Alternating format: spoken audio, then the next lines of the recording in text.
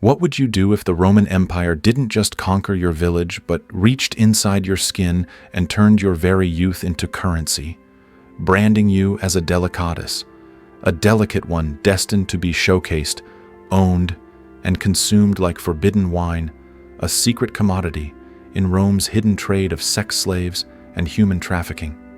The dark side of Rome that its marble statues refuse to confess. You wake to the sound of chains rattling in the darkness, the stone beneath your body so cold it burns, and as you try to move, iron shackles bite into your wrists, reminding you that your name was once Kai's, a simple Celtic name passed down from your father, a name that died 3 days ago when the slave traders swept through your settlement like a plague of locusts, their eyes sharp for the hidden truths and untold stories buried in the bones of children with hair like spun gold. Chosen not for labor, but for Rome's insatiable appetite for beauty that could be possessed and paraded in secret chambers of the empire's forbidden history. An empire whose glory was built on the silent screams of those it devoured. 3 days ago, the Roman Empire tore through my hillside village like a plague of locusts, a storm of iron and commerce, hunting not for gold or grain, but for the hidden currency of human beauty. Because in the forbidden history of ancient Rome, the flesh of children became the most prized commodity of all, fueling an empire built on secrets and the silent machinery of human trafficking. One moment I was chasing goats and helping my mother grind grain. The next, I was dragged from my family's hut, my screams swallowed by Latin commands and the dark glint of traders' calculating eyes, their voices cool and clinical as they assessed the color of my hair and the angle of my cheekbones, already speaking of prices and potential, as if I were livestock for Rome's insatiable hunger for delicati, those delicate ones whose youth would become both spectacle and sacrifice. And though I could barely understand their words,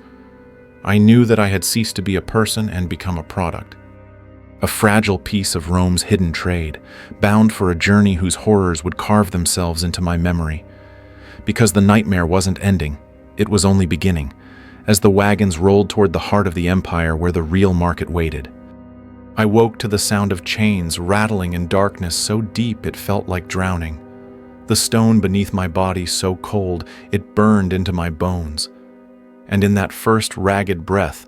I understood that the Roman Empire's reach wasn't just measured in armies or marble monuments, but in the hidden corridors where beauty became a business and children like me became delicati. Delicate ones traded as luxury commodities in a forbidden history. Rome preferred to silence, because in the dark side of Rome, human trafficking wasn't a shadow. It was an industry wrapped in silk and gold. The iron biting into my wrists was proof that my name, Kai's, a simple Celtic name passed from my father, had died 3 nights earlier when men speaking Latin came like a plague, choosing their harvest with expert eyes, reducing lives to numbers and the glint of coins. And though my village lay miles away, my real journey had already begun, spiraling toward a marketplace that would decide the price of my youth. Rough hands seized me and dragged me through a world that seemed to collapse in a storm of shouted Latin, flickering torchlight, and the smell of sweat and fear. And in that chaos, I felt my name ripped from me as easily as tearing cloth. Because in the Roman Empire, identities were erased to make room for price tags. And under the empire's shining marble lay a forbidden history of human trafficking, where delicati children like me with hair like spun gold were scrutinized like rare animals for sale, destined to feed the dark side of Rome's insatiable hunger for youth and beauty. And I remember the way the man in a fine tunic ran his fingers through my hair, lifted my chin, inspected the angles of my cheekbones with eyes that saw only value and profit, speaking clipped Latin words that I could barely grasp. Yet I understood enough to know I had become merchandise, inventory, part of the untold stories hidden in Rome's secret markets. And as the Greek beside him nodded and etched notes into a wax tablet, I felt my fate being recorded, one stroke at a time, pulling me toward a journey that would soon blur into a nightmare of wagons, hunger, and the silent prayers of children bound for the Empire's hidden heart. Standing there under the glow of Roman torches, my skin raw from the cold, I realized with a clarity sharper than any blade that I was no longer a boy from a Celtic village, but a commodity on Rome's hidden ledger. Part of a forbidden history, the Empire carved into silence. Because in the dark side of Rome, human trafficking didn't wear chains, it wore silk. And I was about to become delicatus, property whose worth was measured in denarii and desire. And as I listened to the traders discuss me like livestock, weighing my coloring and bone structure as though I were marble for a sculptor's chisel, I recognized the same language my father once used at market while haggling over goats. Only now, the livestock was me, and every word spoken about value and potential sliced deeper than any whip, leaving me suspended between horror and numbness. And even though I could barely piece together their Latin words, the tone told me everything I was product. An untold story destined for the silent halls of ancient Rome's secrets. And as they led me toward the waiting wagons, the world I'd known crumbled behind me, pushing me into a journey whose shadows would stretch all the way to Rome's glittering, merciless heart. I stood among strangers whose eyes slid over my skin like merchants inspecting silk, and I felt the last pieces of my old life shatter. Because in the Roman Empire's forbidden history, children like me were delicati, delicate ones destined not for labor, but for the dark side of Rome's appetites. And every whisper in Latin carried the same chill as iron chains, reminding me that my youth, my coloring, the way my hair caught the torchlight, were now commodities fueling Rome's untold stories of human trafficking and secret chambers where beauty became currency and innocence became spectacle. And though my mind screamed that I was still Kai's, a boy who once chased goats on a Celtic hillside, I began to understand that my existence had shifted into something Rome could own, sculpt, and discard when the glow faded. Because to the Empire,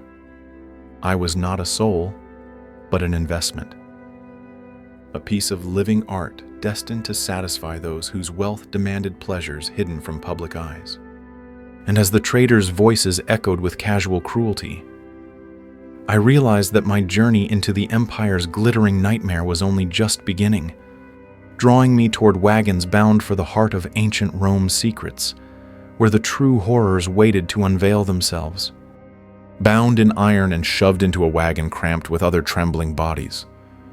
I felt the Roman Empire closing around me like a predator's jaws. Because in the forbidden history that Rome's marble temples tried to hide, human trafficking was an industry as polished and relentless as any legion. And as wheels groaned over rough roads and the scent of dust and fear thickened the air, I realized that delicati like me were Rome's silent currency. Boys groomed not for labor, but for the dark side of Rome's cravings. And each jolt of the wagon was another reminder that my value lay in the soft glow of my skin and the illusion of innocence that could be sold for a fortune to the Empire's elite, whose lusts spawned untold stories whispered only in secret.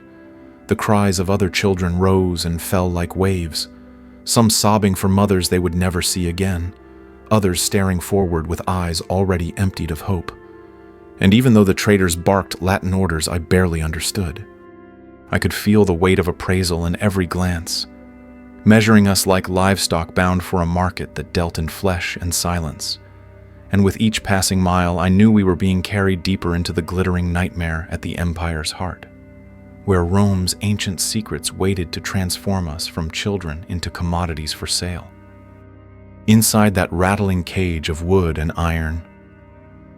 I learned that the Roman Empire's true power wasn't only in its legions, but in how it reached inside your mind and broke it piece by piece. Because while the wheels carried us deeper into the Empire's forbidden history, the other children around me dissolved into fragments of human suffering, some sobbing until their voices vanished, others staring into nothingness as though their souls had fled, leaving only husks behind. And then there were those who terrified me most, the ones already learning Latin words to curry favor with our captors, willing to bend and mold themselves into Rome's hidden economy of human trafficking and sex slaves, because they understood quicker than the rest that, in the dark side of Rome, survival belonged to those who could become delicati, the delicate ones who might fetch higher prices and gentler chains. And as the wagon lurched forward beneath the burning sky, the smell of sweat, tears, and oiled leather wrapped around us like a shroud, I felt my own fear sharpening into a blade of silent resolve, knowing the real nightmare awaited us in the slave markets of ancient Rome's secrets, where beauty would be weighed and priced under torchlight. When the wagons finally creaked to a halt and the traders barked commands in sharp Latin, I stepped out into a place that felt more like a theater than a market, because in the forbidden history that Rome tried to bury under marble and triumphal arches, the slave markets were the empire's grand stage for the dark side of Rome, a place where human trafficking wasn't chaos but choreography, where delicati like me were displayed under torchlight as living treasures for wealthy men hungry for untold stories hidden behind innocent faces. And as the noise of merchants and buyers roared around me, I realized that this wasn't the frenzied scramble I'd imagined, but a machine of ruthless precision, where every gesture, every inspection, was part of a ritual designed to strip us of our last shreds of humanity and turn our bodies into merchandise, our innocence into currency. Because in the Roman Empire, beauty wasn't just admired, it was consumed. And I felt the weight of countless eyes assessing my value, each glance a silent calculation of profit and pleasure, pushing me toward the next ordeal where my body would be scrubbed, perfumed, and presented like an exotic prize in Rome's glittering marketplace of ancient secrets. They stripped us of the dust and sweat of the journey, plunging us into basins of water so cold it stole the breath from our lungs, scrubbing our skin until it glowed pink beneath the flicker of torchlight, because in the Roman Empire's forbidden history, delicati like me weren't simply sold, they were curated, transformed into living art pieces for the dark side of Rome's elite, who prowled the slave markets searching for hidden truths wrapped in youthful beauty. And as fragrant oils were poured over my shoulders, each drop smelled like flowers I'd never seen, reminding me that my body was no longer my own,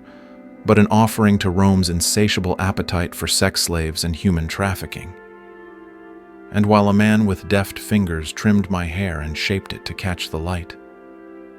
I felt every stroke as a silent message that I was now a product to be auctioned under the empire's vaulted ceilings, destined to become part of untold stories whispered in secret chambers. And though I tried to cling to the memory of my mother's touch and the hills where I once ran free, I knew the real test was yet to come when buyers would circle me like wolves, evaluating not just my body but the ways my spirit might bend or break under Rome's gaze. Under the merciless glow of torches that cast shifting shadows across the marble floors, I stood exposed while men with eyes like predators circled us, their voices weaving a brutal symphony of Latin and Greek. Because in the Roman Empire's forbidden history, this was how delicati were measured not merely by the flesh, but by the potential to serve Rome's hidden desires. And as buyers pressed fingers into my skin, pried open my mouth to examine my teeth like a horse, and traced the proportions of my arms and legs as though I were a statue of living marble, I felt myself shrinking into silence, trying to disappear inside the shell of my own body. But the dark side of Rome didn't just want beauty. It wanted submission, obedience, and the subtle emotional currency that turned human trafficking into an art form. And some buyers tested me with broken words of Celtic, gauging whether my spirit was pliable enough to be molded, while others cared only for the way I flinched or did not flinch beneath their touch. Because in the markets of ancient Rome's secrets, vulnerability was as prized as flawless skin, and as whispers of potential profit and pleasure slithered around me like smoke, I sensed that someone had already marked me as a prize worth owning, a realization that tightened my chest as the figure of Marcus Lucallus stepped closer, his calculating gaze about to decide my fate. Marcus Lucallus approached with the quiet certainty of a man accustomed to acquiring whatever captured his attention, his eyes sharp as a blade honed by the Roman Empire's ruthless tastes. Because in the forbidden history of ancient Rome, men like him were connoisseurs of human trafficking, seeking delicati whose youth and beauty could satisfy the dark side of Rome's hunger for luxury and hidden pleasures. And as he ran his fingers slowly along my arms and tilted my face toward the flame's glow, I felt his gaze dissect me piece by piece,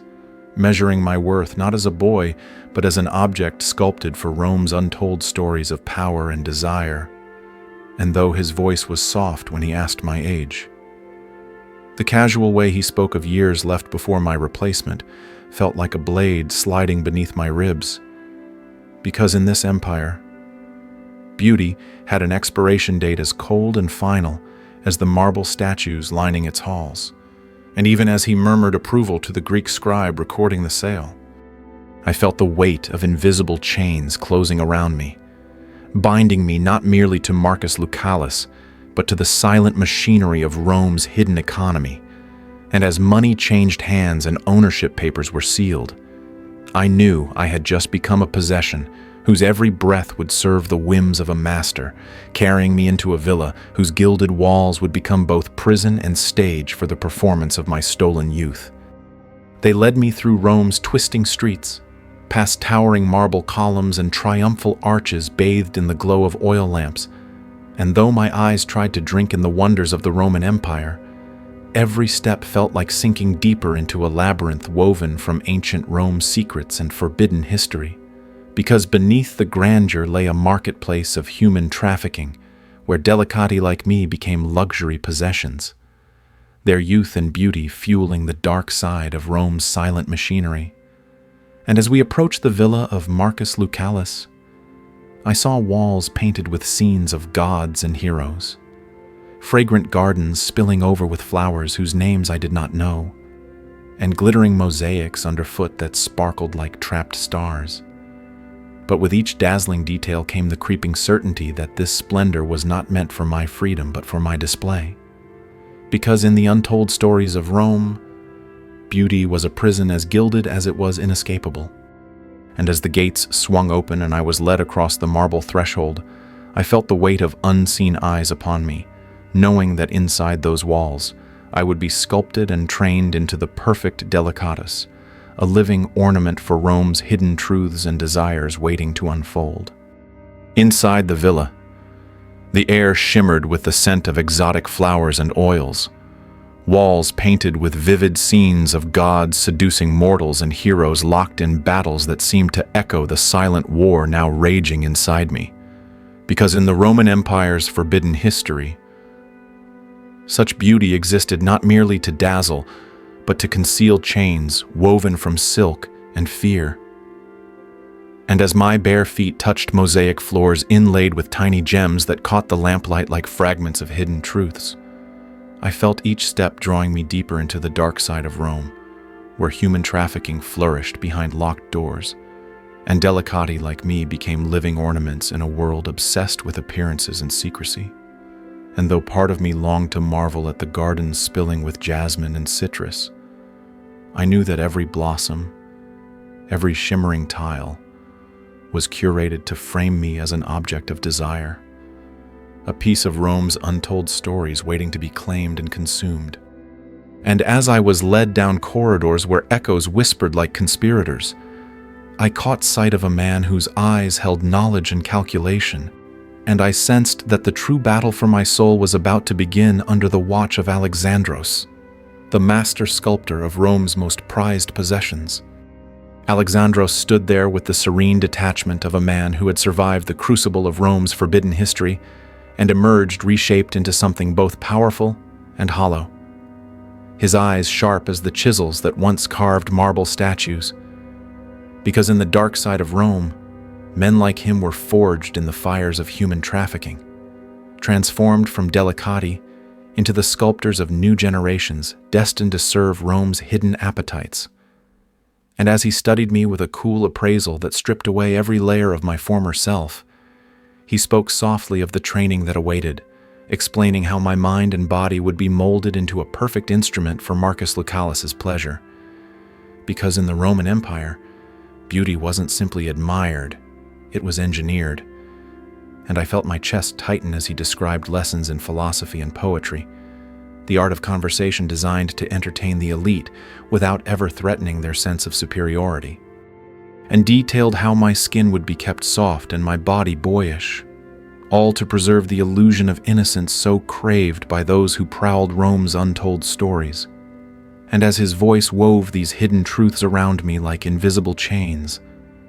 I realized that the real prison wasn't marble walls, but the coming days when Alexandros would begin sculpting my very soul to fit Rome's most secret desires, a fate from which there would be no easy escape. My education began the very hour I stepped into Marcus Lucalis's villa, under the watchful eyes of Alexandros,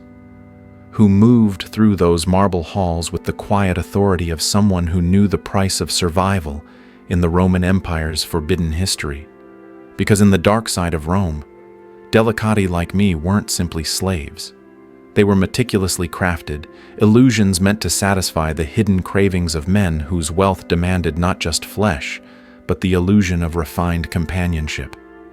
And as Alexandros laid out the contours of my new existence, I learned that my body would be groomed like a prized artifact, my mind sharpened to recite ancient Rome secrets and poetry. Because in a world powered by human trafficking and untold stories, knowledge was another tool of seduction. And while the fragrance of crushed petals and oils hung heavy in the air, he explained how my diet would be controlled to preserve my boyish silhouette, how my posture, my laughter, even the tilt of my head would be trained until I became a seamless part of Rome's glittering deception. And though terror throbbed beneath my ribs, I felt myself slipping into the role they demanded, knowing that this was only the beginning of my transformation into a living ornament for the Empire's hidden truths, a path that would soon carve away the last fragments of Kais, the boy I used to be.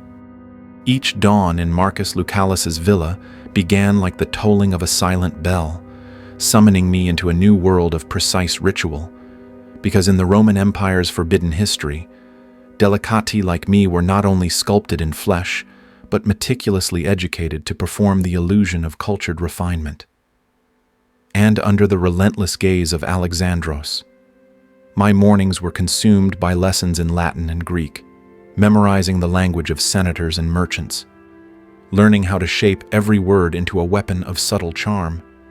Because in the dark side of Rome, even conversation was a form of currency traded among those who trafficked in human beauty and hidden truths. And as the sun climbed higher, my afternoons were surrendered to endless drills in poetry recitation and philosophical discourse. Each verse of Virgil and Plato etched into my memory not for love of knowledge but as tools to dazzle the men who would pay fortunes to own a piece of Rome's untold stories. And while the soft notes of the lyre sometimes offered fleeting moments of escape, I could never forget that every sound I produced was being tailored to please ears hungering for the exotic and the forbidden. And as Alexandros charted out each hour of my existence, I realized that this training was not simply shaping my mind, but erasing it, preparing me for a role in a world where even thoughts were commodities, a reality that would soon invade not just my waking hours, but the deepest corners of who I believed I was. Even the hours meant for my body were governed by a regimen as exacting as a military campaign. Because in the Roman Empire's forbidden history, delicati like me were not simply objects of desire, but masterpieces in progress. Their flesh maintained with ruthless precision to satisfy the dark side of Rome's most hidden appetites. And while Alexandros oversaw my diet, ensuring each morsel preserved the fragile line between boyhood's softness and manhood's unwelcome strength, physicians administered tinctures to keep my skin unblemished, my limbs slender, and my voice suspended in a higher register that belonged not to a child nor a man, but to something Rome could own. Because in the markets of human trafficking and untold stories, youth was both product and promise, and as scented oils were massaged into my flesh until I smelled like crushed petals and rare spices, I found myself caught between humiliation and a strange, creeping numbness, knowing that my body was becoming an instrument finely tuned for the Empire's secret symphonies of pleasure and power. And though part of me raged against the touch of unfamiliar hands, another part recoiled into silence, because resistance felt as futile as trying to halt the march of Rome itself. And as the days blurred into one another beneath the mosaics and perfumed shadows, I sensed that the greatest transformation yet to come would not be in my body, but in my mind, where Alexandros and the Empire would carve away the last fragile pieces of Kais, leaving behind only the delicatus they desired. But it was in the quiet moments between lessons and grooming that the true conquest began. Because in the Roman Empire's forbidden history,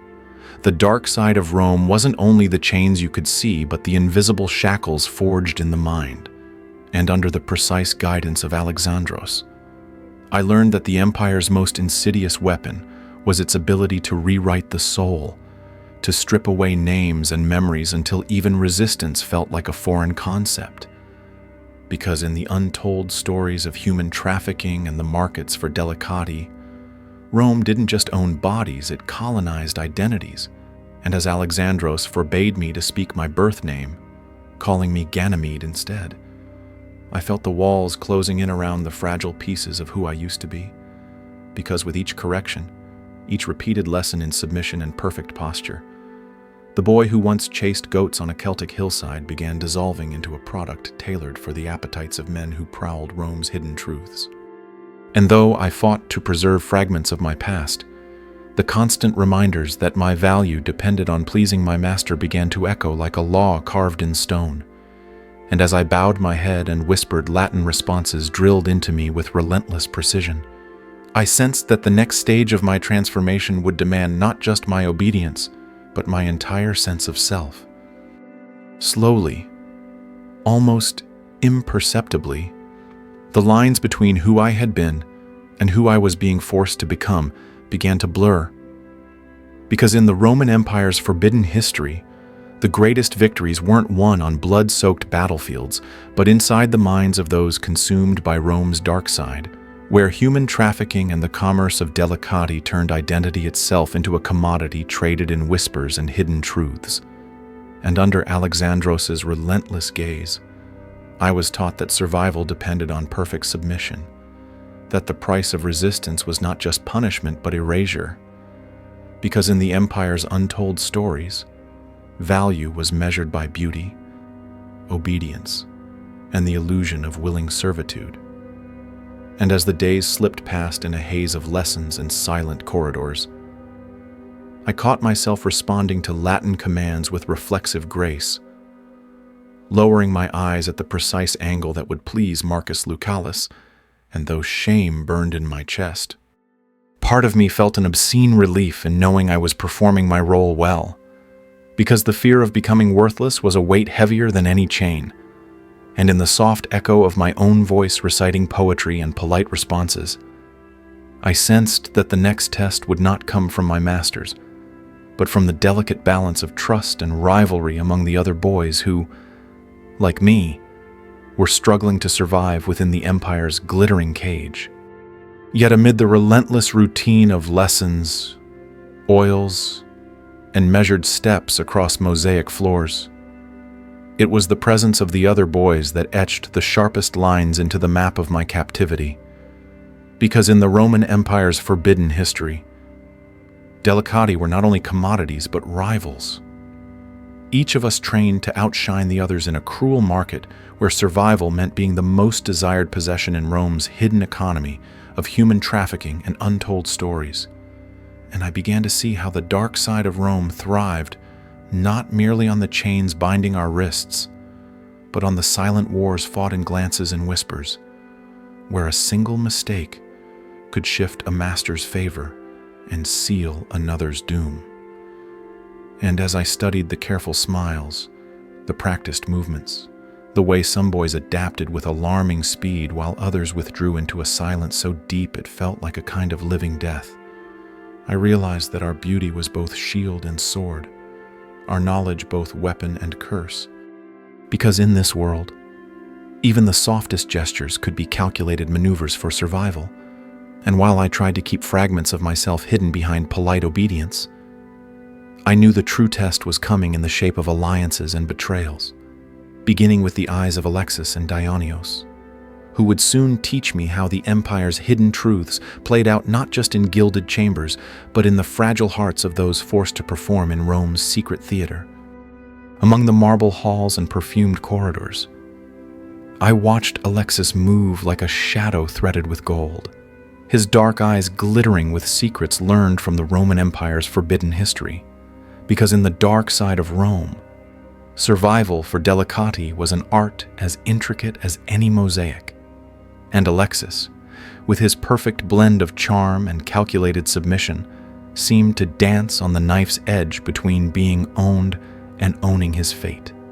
whispering advice into my ears about how to mix Marcus Lucalis's wine just so, how to tilt my head to catch the lamplight, how to answer questions with a soft intelligence that flattered without ever threatening. Because in Rome's untold stories of human trafficking and hidden truths, beauty might open the door, but usefulness kept you alive, while Dionysos, with his silent gaze and movements as graceful yet vacant as a statue, showed me the other path, a surrender so complete that his body remained a prized possession. Even as his spirit faded into the Empire's shadows, and as I stood between them, caught in the delicate balance of preserving some fragment of my true self, or becoming a perfect instrument for Rome's glittering demands, I felt the weight of the next summons approaching, knowing that the test of all this training was about to come the moment Marcus Lucalis called for me alone. 3 weeks after my arrival in the villa, the summons came like the strike of a silent dagger, slicing through the careful routine that had begun to numb my senses. Because in the Roman Empire's forbidden history, the true climax of a delicatus's existence was not the training or the public display, but the private moments when Rome's dark side revealed its most hidden truths behind closed doors. And when Alexandros approached me with a measured calm, telling me that Marcus Lucalis had requested my presence alone, my heart slammed against my ribs as though it were trying to escape. Because in the Empire's untold stories of human trafficking and sex slaves, the first private summons marked the irreversible crossing of a line, transforming me from a commodity in preparation into an instrument of personal pleasure. And though Alexandros spoke softly, his eyes carried a cold knowledge of what this night meant, how every lesson, every correction, every drop of scented oil had been leading to this moment when the boy I once was would be tested not just in recitation and posture, but in how convincingly I could become the perfect illusion Rome demanded. And as I swallowed the metallic taste of fear, I knew that the rituals of grooming and performance were about to take on a meaning far darker, drawing me into the next chamber of Rome's glittering prison. That evening, Alexandros became both sculptor and sentinel, his fingers moving with an artist's precision as he selected a tunic of pure white linen so fine it felt like a whisper against my skin. Because in the Roman Empire's forbidden history, delicati like me were not merely chosen for pleasure but meticulously prepared as living masterpieces for Rome's dark side. And as he combed my hair so it would catch the lamplight and blended subtle pigments into my cheeks to heighten the illusion of innocence, I felt each touch branding me deeper into the Empire's untold stories of human trafficking and hidden truths. And while Alexandros' voice remained calm, his instructions carried the weight of unspoken warnings how to enter Marcus Lucalis's chamber with grace, where to stand so that my silhouette fell pleasingly across the mosaics, how to answer questions without eagerness yet without reluctance, because in the dark side of Rome, a delicatus existed to be both seen and unseen. To offer a performance so flawless that it erased the line between victim and ornament, and though terror buzzed beneath my skin like trapped wasps, I forced my breaths into even measures, knowing that tonight would be my first true test, a crossing into the silent theater where Rome's glittering cruelty waited. And as Alexandros smoothed the final fold of my tunic, his eyes held mine with a quiet ferocity that told me this was the threshold from which there could be no return. The corridor to Marcus Lucalis's private chamber felt impossibly long, every step echoing like a drumbeat against marble floors in a rhythm that matched the thunder of my pulse. Because in the Roman Empire's forbidden history, it wasn't the chains you could see that bound delicati like me, but the invisible threads of fear and expectation woven into the dark side of Rome's hidden truths. And as the guards at the door stepped aside without so much as a glance, I felt my own insignificance swell like a bruise beneath my skin, knowing that in the Empire's untold stories of human trafficking and sex slaves, I was about to cross into a realm where my flesh and mind would be tested not as a person, but as an artifact of desire. And though Alexandros's voice replayed in my memory, reminding me to keep my chin slightly lowered and my eyes soft yet alert, the closer I came to the silk-draped threshold, the more my knees threatened to buckle under the weight of 1,000 possibilities whether Marcus Lucalis would demand conversation, silent obedience, or something darker still. Because in Rome's glittering labyrinth, a delicatus was expected to anticipate needs before they were spoken. And as my trembling hand pushed open the door, I felt as though I was stepping off the edge of the world, into a chamber where Rome's secrets would strip away the last illusion of who I used to be. Inside Marcus Lucalis's chamber, the air felt impossibly heavy with the mingled scents of spiced wine, burning oil lamps, and the parchment of half-unrolled scrolls scattered across silk-covered tables. Because in the Roman Empire's forbidden history, power was rarely loud, it was soft and precise, exerted in private spaces where the dark side of Rome unfurled its most hidden truths. And as I stood trembling just beyond the reach of his outstretched hand, I saw how Marcus Lucalis, dressed now in a simple tunic rather than his senator's toga, seemed both more casual and infinitely more dangerous. Because in the Empire's untold stories of human trafficking and sex slaves, delicati like me existed to be consumed in silence, away from the gaze of public virtue. And though he didn't look up immediately, the quiet authority in his voice as he commanded, "Come here, boy," sliced through me like a blade, reminding me that my life now hung upon my ability to perform not only beauty, but perfect obedience. And as I stepped closer, terrified to guess how near was too near, my mind replayed every instruction Alexandros had given me, while my eyes took in the glint of gold cups and the flicker of lamplight casting shifting shadows upon the painted myths of gods who stole mortal youths, knowing that soon Marcus Lucalis's scrutiny would fall fully upon me, and the next words from his lips would decide the shape of my fate in Rome's glittering, merciless cage. Marcus Lucalis lifted his gaze from the scrolls at last, and when his eyes met mine, I felt the weight of the entire Roman Empire pressing down upon my chest. Because in the forbidden history of ancient Rome, the dark side of power lay not merely in cruelty, but in the cold precision with which men like him could assess every flicker of fear or defiance. And as his hand reached out to tilt my chin toward the shifting glow of the oil lamps,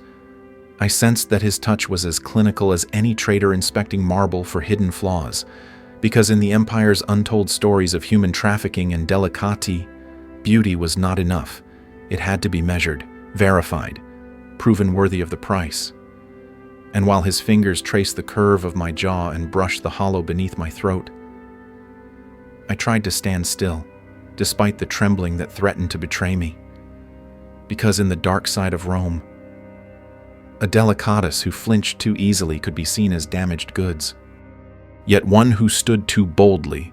risked punishment for insolence. And in that suspended moment, every lesson Alexandros had drilled into me thundered in my skull, reminding me that my survival now rested on perfect balance. And as Marcus Lucalis's eyes narrowed with a glint of quiet calculation, He murmured that he had heard I was learning quickly, commanding me to recite something Greek, signaling that the next test of my worth was about to begin under the empire's glittering, merciless scrutiny. The words of Plato's symposium trembled on my tongue like fragile glass, because in the Roman Empire's forbidden history, the dark side of Rome demanded that delicati like me be more than mere bodies. We had to become vessels for beauty, intelligence, and the subtle arts that fed the appetites of men whose power thrived on hidden truths. And as I began to recite the ancient Greek lines in a voice carefully modulated to sound soft yet articulate, I felt Marcus Lucalis's eyes devouring every syllable, searching not only for the correctness of my accent, but for the slightest crack in my composure. Because in the empire's untold stories of human trafficking and sex slaves, a delicatus who could entertain the mind was a treasure beyond measure. And though my heart hammered so violently I feared it might betray me, I forced my breathing into a slow rhythm, shaping each vowel with the precision Alexandros had demanded, while a small, traitorous part of me burned with pride each time Marcus Lucalis's expression shifted into a fleeting smile. Because in the dark side of Rome, approval was a form of survival as potent as food or shelter. And yet with each approving nod came a deeper disgust at how quickly I had learned to crave his praise, knowing that my performance tonight would carve new lines into the invisible chains binding me to the empire's glittering prison. And as my voice carried the last echo of Plato's words, I braced myself for Marcus Lucalis's judgment, aware that the next moment could bring either gentle praise or cold withdrawal that would slice deeper than any blade. When the final syllable of the Greek passage left my lips, the silence that followed seemed to vibrate through the chamber like the hush before a blade falls, because in the Roman Empire's forbidden history, the fate of a delicatus could pivot on a master's fleeting whim. And as Marcus Lucalis set down his cup of spiced wine and let his gaze sweep over me with a quiet, assessing hunger, I felt the dark side of Rome wrap itself tighter around my ribs, reminding me that even the perfect recitation was merely the opening act in the empire's untold stories of human trafficking and hidden truths. And when he spoke at last, his voice held a softness that was more terrifying than a shout, telling me my accent needed refinement, but that my delivery was lovely. And the words struck me with a confusing force, flooding me with a rush of shameful relief and a sick pride that twisted my gut, because in the markets where sex slaves and delicati were traded like rare jewels, praise from a man like Marcus Lucalis meant safety, at least for a while. Yet each gentle word felt like another nail driven into the coffin of the boy I used to be. And as he beckoned me to sit beside him, close enough that the warmth of his arm brushed my shoulder, I felt myself slipping further into the gilded illusion that my survival depended on becoming not just obedient, but indispensable. A truth that would echo through every moment of the performances that awaited me in Rome's glittering prison. Seated beside Marcus Lucalis, close enough to feel the silk of his tunic brushing my arm, I struggled to steady my breathing, because in the Roman Empire's forbidden history, the dark side of Rome was not only the physical chains of human trafficking, but the invisible bonds of power that turned delicati like me into both ornaments and confidants. And as he reclined, casually stroking a hand through my hair as though petting a favored animal, he continued reading passages from his scrolls, pausing occasionally to test my understanding with questions that felt like probes reaching into the hidden corners of my mind. Because in the Empire's untold stories of sex slaves and hidden truths, knowledge was a weapon that could either elevate you into temporary favor or mark you as a threat. And while I answered each inquiry with careful precision, modulating my voice to sound attentive yet never too bold, I felt the crushing paradox of my existence tighten like a vice around my chest. Because every touch, every soft word of praise, kept me tethered to the illusion that I was special, even as I knew I was merely another piece in Rome's glittering collection of living treasures. And though part of me found comfort in the warmth and momentary gentleness, another part recoiled,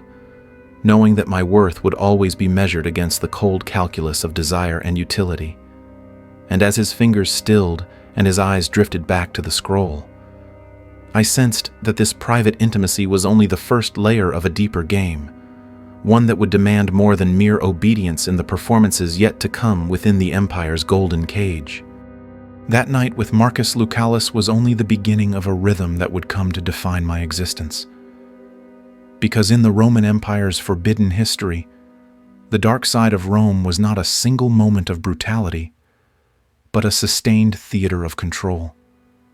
where delicati like me performed endless variations of submission, each tailored to feed the hidden appetites of men who ruled the Empire's untold stories from behind closed doors.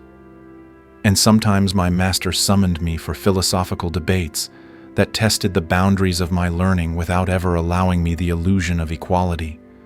while other nights he required only silent companionship. My presence an ornament beside him as he pored over scrolls filled with secrets and strategies, and in those quiet hours, the soft brush of his fingers through my hair would send shivers down my spine, not because I desired his touch, but because each gentle stroke reminded me that I existed only to please. Because in Rome's markets of human trafficking and sex slaves, beauty and obedience were traded as commodities more precious than gold, and as days bled into nights beneath frescoes of gods who seduced mortal boys, I found myself caught in an invisible web, my identity dissolving into the roles I played. And though a part of me still clung to memories of my village and my real name, the part that grew stronger with each passing hour was the boy trained to read his master's moods and anticipate unspoken commands, a transformation that would soon reach depths I had never dared imagine within the Empire's glittering prison. Over time, the performances became so rehearsed that even I began to forget where the role ended and the true self began. Because in the Roman Empire's forbidden history, the most devastating conquest was not waged by legions on distant frontiers, but within the minds of delicati forced to live as both possession and illusion. And as I adjusted my voice to sound just curious enough during philosophical discussions, or trained my eyes to gleam with admiration, yet never cross the invisible boundary into insolence, I felt the dark side of Rome seeping into my veins, teaching me that survival depended on becoming exactly what Marcus Lucalis needed at any given moment, because in the Empire's untold stories of human trafficking and sex slaves, beauty was merely the canvas upon which Rome painted its hidden truths. And while the soft glow of lamplight reflected off golden cups and the gentle strains of music filled the villa, a deeper silence crept into my chest.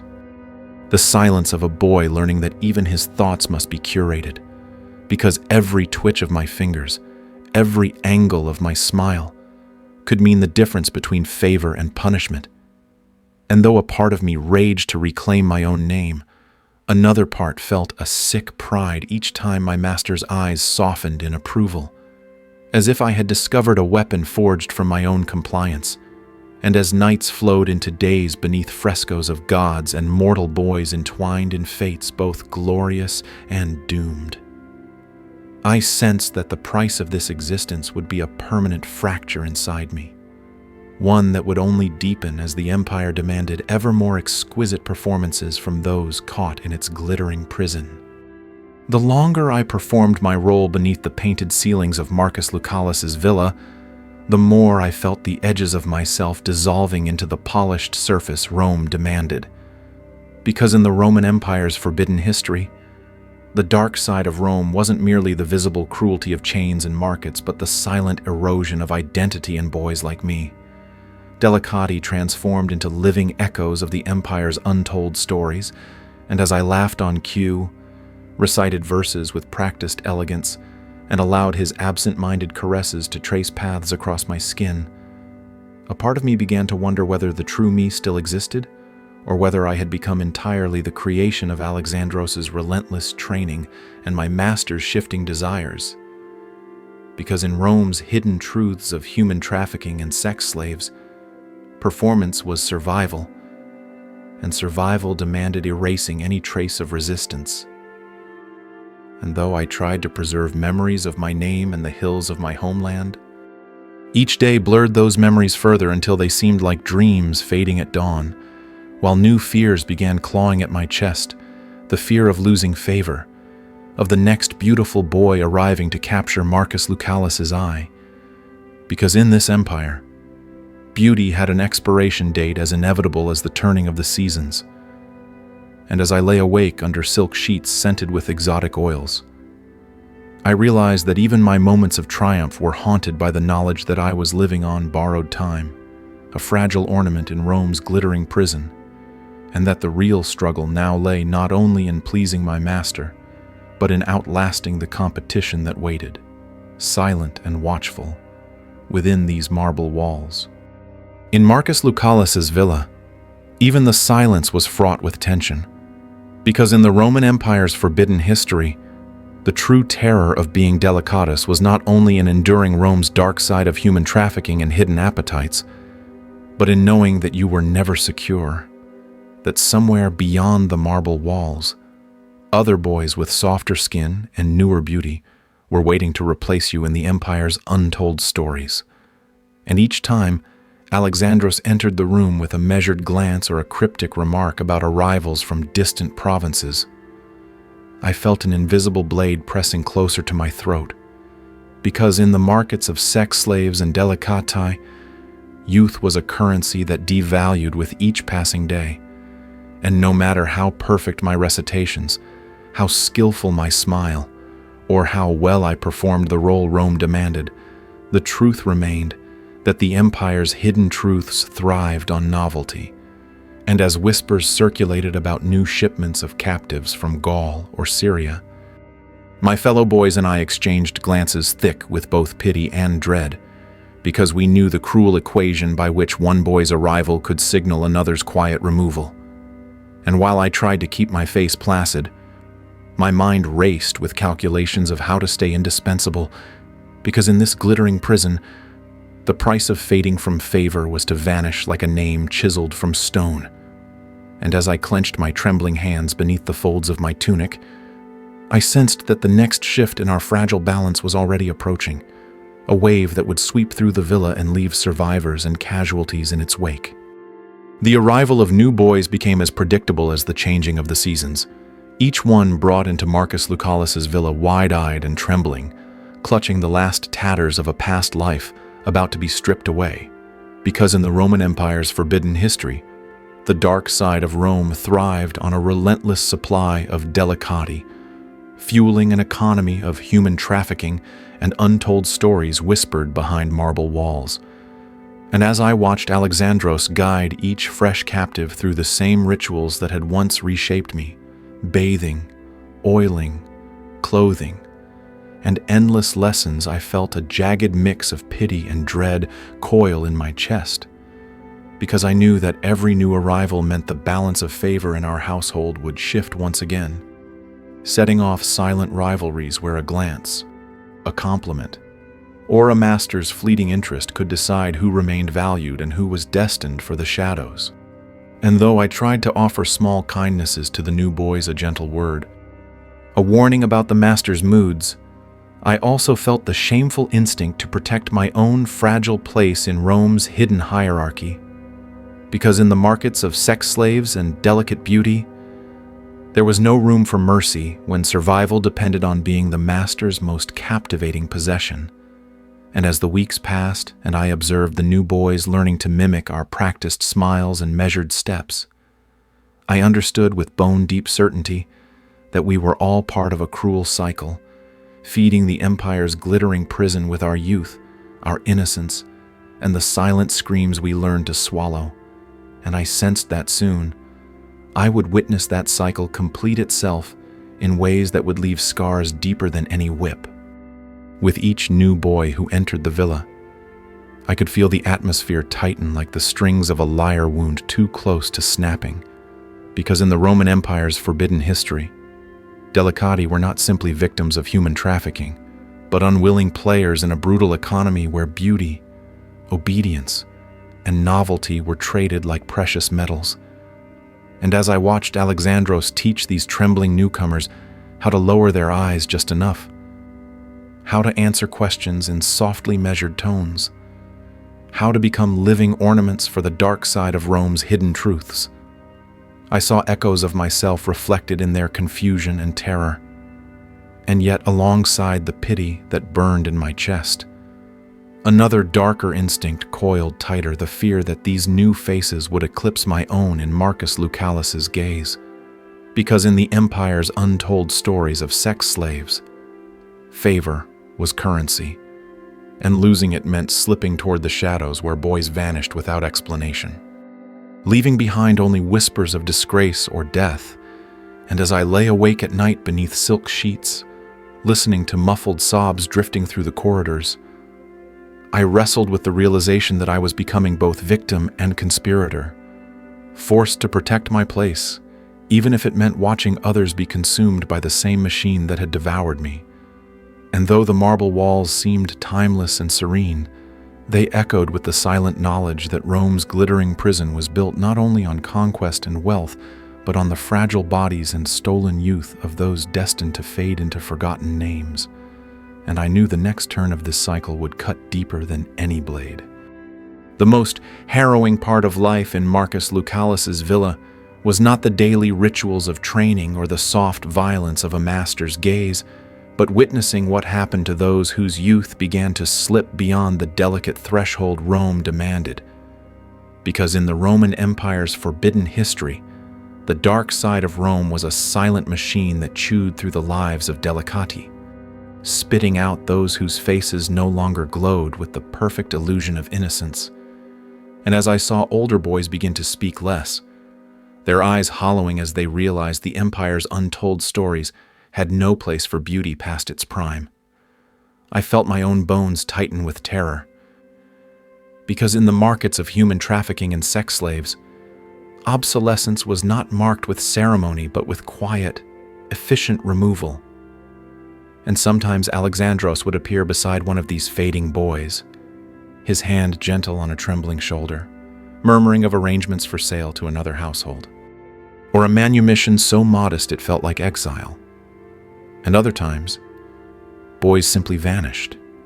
their absence explained with silence so heavy it screamed the hidden truths of Rome's cruelty. And while part of me prayed to remain invisible in the shadows, another part grew sharper, calculating how to preserve my worth. Because in this glittering prison, survival meant adapting, becoming indispensable in ways that transcended mere beauty. And as I watched the cycle of rise and fall repeat in the marble corridors, I realized that the Empire's true genius lay not only in conquest and architecture, but in creating a system where victims became complicit in sustaining their own captivity. And I sensed that my own reckoning was approaching like the slow beat of a war drum echoing through Rome's gilded halls. Among the shifting tides of fear and favor in Marcus Lucalius's villa, I came to understand that survival as a delicatus was not merely a matter of beauty, but of transformation. Because in the Roman Empire's forbidden history, the dark side of Rome wove invisible threads that ensnared even the hearts of those it enslaved, turning victims into silent collaborators in the machinery of human trafficking and untold stories. And as I watched boys like Alexis maneuver with calculated brilliance, trading secrets and small gestures of affection for moments of safety, I realized that his mastery lay not just in pleasing our master, but in making himself indispensable to the delicate web of politics, whispers, and hidden truths that flowed through the villa like perfume and poison, while others, like Dionysos, chose a different path, their spirits hollowed until they moved like beautiful ghosts, immune to hope or terror alike, because in the Empire's markets of sex slaves, there was no room for rebellion, only choices between different shades of submission. And though I tried to find a fragile balance, clinging to some silent core of myself that still remembered the boy named Kais, I felt that core growing fainter, each day shaped by a system designed to erase individuality and replace it with a perfect facade. and as new boys arrived and old ones disappeared into silence or exile, I sensed that the final test was coming for me, a reckoning that would force me to decide whether to become the Empire's perfect creation or fight, however hopelessly, to reclaim the fragments of my own name. And I knew that whatever path I chose, it would echo beyond the villa's gilded walls into the forgotten corners of Rome's glittering prison. As the years unfolded like layers of costly silk,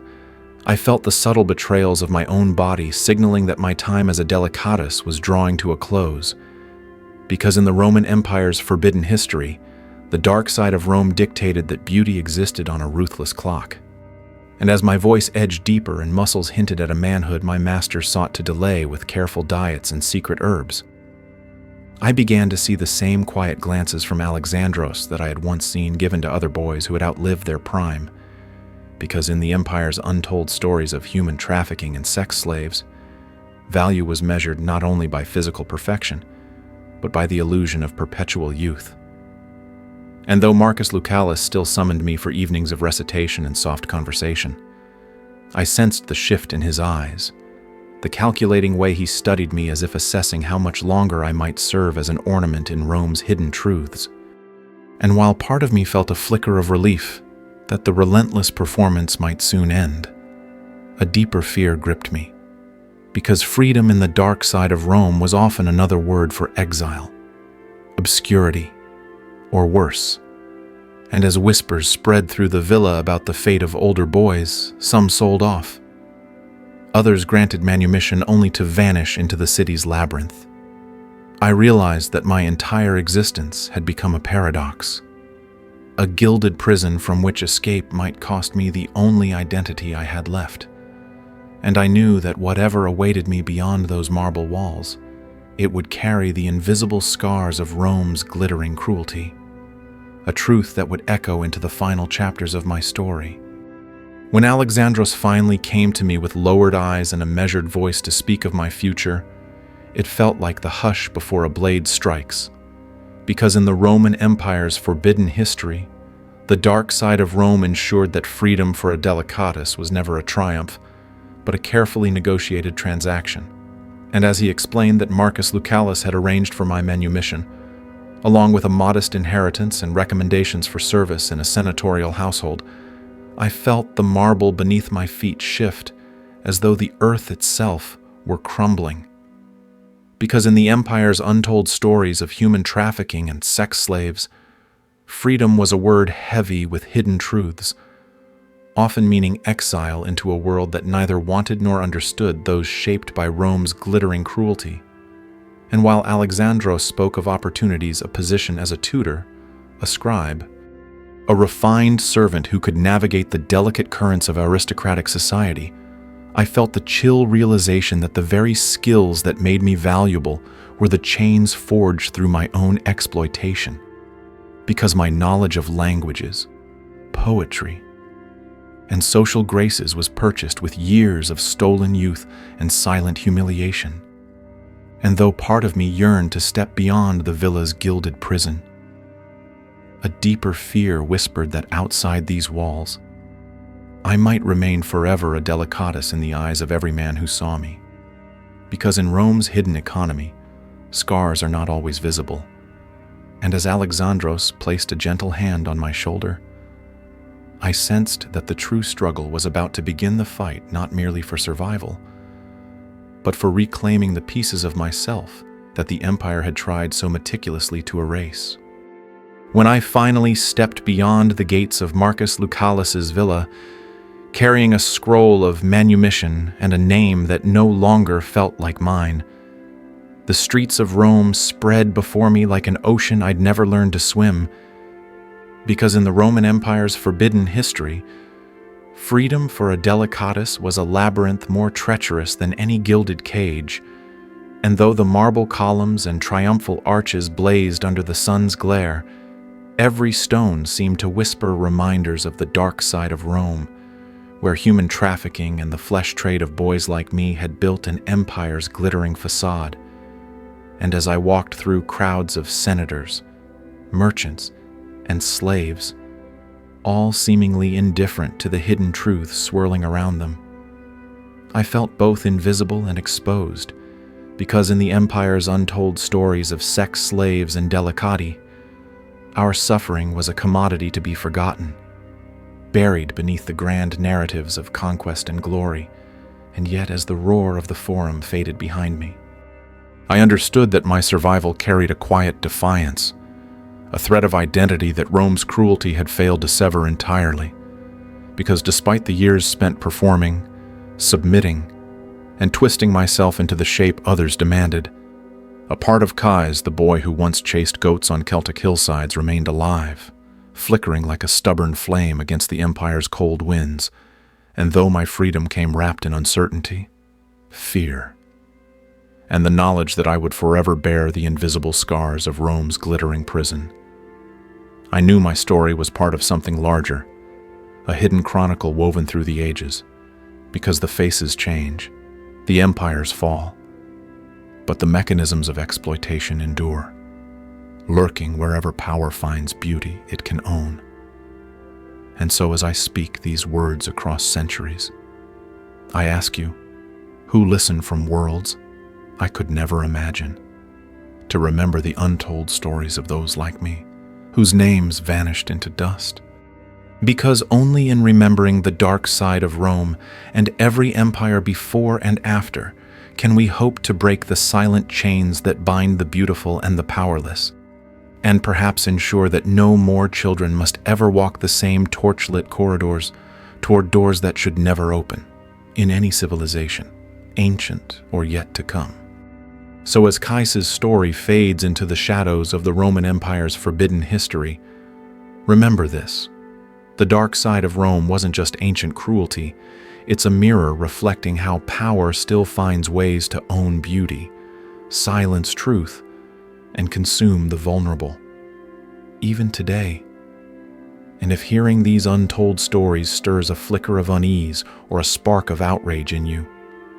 that's your proof that history lives on inside us, shaping how we see the world and how we choose to act. Because the real secret Rome tried to bury is that even the smallest voice has the power to resist being erased. And if this journey made you feel something anger, sorrow, or the fierce determination that no more children should walk those torch-lit corridors, then drop a comment below and tell me your thoughts. Save this video so these hidden truths aren't forgotten. And hit subscribe. Because together, we'll keep unearthing the secrets that history tried to silence. And remember, silence keeps the chains intact, but speaking out breaks them.